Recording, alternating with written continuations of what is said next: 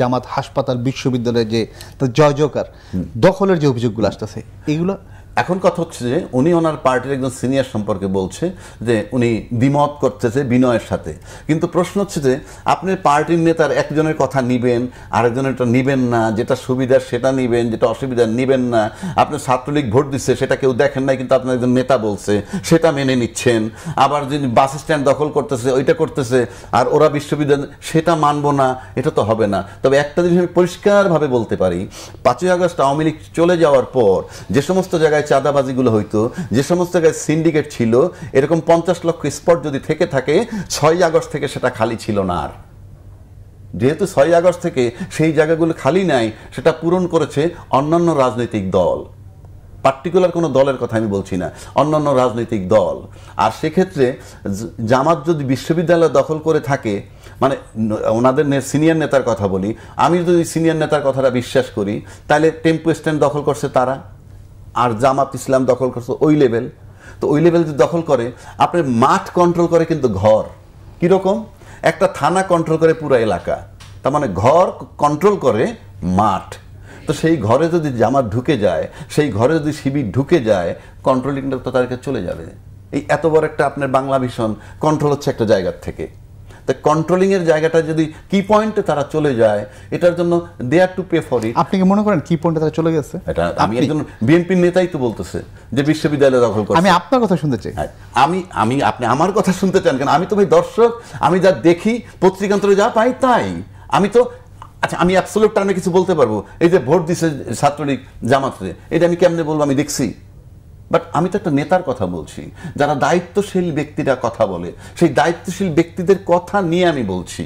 আমি আপনি দেখবেন আমি কখনোই হাইপোথিসিস করি না, আমি দায়িত্বশীল ব্যক্তি। একজন দায়িত্বশীল ব্যক্তি বলছে তারা টেম্পো স্ট্যান্ড দখল করে, আর জামাত ইউনিভার্সিটি দখল করে। ইতিমধ্যে কথা হয়েছে জাকসুতে নাকি জামাতের কোন কোম্পানি মেশিন সাপ্লাই দিছে, এটিকে আপনি ভোটের দিন গিয়ে দেখছেন?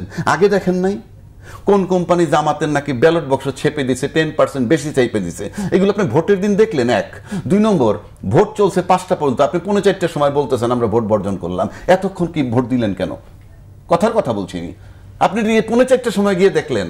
আর এই যে টাকা পয়সা বন্টন, ব্যালট বাক্স জামাতের কাছ থেকে, আবার জামাতের শিবিররা পাল্টা বলছে এটা বিএনপির পক্ষ থেকে নাকি কোন কোম্পানির থেকে বানাইছে, এবং ফাইনালি মেশিনটা বাদ দিয়ে দিছে, এখন ম্যানুয়ালি গুনতেছে, মেশিনটা বাদ দিয়ে ম্যানুয়ালি গুনতেছে। তো এই যে অভিযোগগুলো আপনারা করতেছেন, ইলেকশনের দিন মানে অর্ধেক সময় পার করার পর একদম থার্ড ফেজ এসে, লাস্ট ফেজ এসে বলতেছেন, এটা তো সকাল থেকেই বলা যেত। রাজনীতিতে কিন্তু সঠিক সময়ে সঠিক সিদ্ধান্ত নেওয়াটা অন্যতম কাজ। আমরা ছোটবেলা একটা গল্প বলি, 3 questions, right decision at the right moment. যেমন ধরেন শেখ হাসিনার দোসর রাষ্ট্রপতি, যখন আপনি বলে ফেলছেন যে রাষ্ট্রপতিকে অপসারণ করলে সাংবিধানিক সংকট হয়, এটা জুলাই চেতনার বিরুদ্ধে যায়, জামাত কিন্তু এ ব্যাপারে কথা বলে নাই, নাম্বার 1। নাম্বার 2 হচ্ছে, আপনি তর্কের ক্ষেত্রে যদি বলতেন যে আওয়ামী লীগ নিষিদ্ধকরণ চাই আমরা, বাট এটা হবে না। কেন হবে না? ইউনূস সরকার এটা করবে না, কারণ তার কোনো রাজনৈতিক দল নাই যে উনি আবার নির্বাচন করে ক্ষমতায় আসবে, এই ধরনের চিন্তা ভাবনা তার নাই। কিন্তু আমরা স্ট্যান্ডটা যদি থাকতো শুরুর থেকে, বিচার চাই, রাজনৈতিক দল আওয়ামী লীগের নিষিদ্ধতা চাই, আপনার পক্ষে জুলাই চেতনার সাপোর্টটা থাকতো। আমি ব্যক্তিগতভাবে বলি। আবার যখন জাতীয় পার্টি, সে কে যে দীর্ঘ 14-15 বছর আওয়ামী লীগ সরকারকে বৈধতা দিছে বিরোধী দলের নামে, সুতরাং আপনি একটা স্ট্যান্ড নেন না। ইয়েস, জাতীয় পার্টিরও বিচার হওয়া উচিত, এবং আমরা মনে করি আওয়ামী লীগের মতো এই নির্বাচন না বিচার কার্য না হওয়া পর্যন্ত তাদের কার্যক্রম স্থগিত থাকুক। তাহলে কি হইতো জানেন? জুলাই চেতনার পক্ষে আপনার স্ট্যান্ডটা হইতো। আপনি কি এটাকে বিএনপির ভুল হিসেবে দেখছেন? আমি ভুল হিসাবে দেখছি, কারণ জামাত কিন্তু সাইলেন্ট ছিল বিভিন্ন বিষয়ে। এই যে অনেক সময় অনেক কিছু বলতে নাই, আপনি যেটা বলার দরকার ছিল না। তো আমি যদি আপনাকে একটা কথা বলে ফেলি যে তোমার হাসিটা আমার ভালো লাগে না, তারপরে যদি 15 দিন পরে বলি এটা কথার কথা ছিল, আপনি নিবেন না, কারণ ওই মুহূর্তে যে ধারণাটা আপনার নিয়ে নিয়েছেন আমার সম্পর্কে, এটা আর চেঞ্জ হবে না। তখন আপনার কাছে মনে হবে রিকভার করতে আসছি। সুতরাং এই সিদ্ধান্তগুলো তো ভুল হিসেবে আমার কাছে মনে হয়।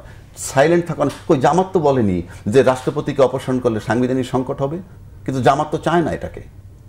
কথার কথা বলছি, আপনি চান না, আপনিও জানেন এই রাষ্ট্রপতিকে অপসারণ করা দরকার, আপনি জানেন, কিন্তু আপনি এরা যে করতে পারেন নাই, ফাইন, কিন্তু সাইলেন্ট থাকলে ভালো হতো।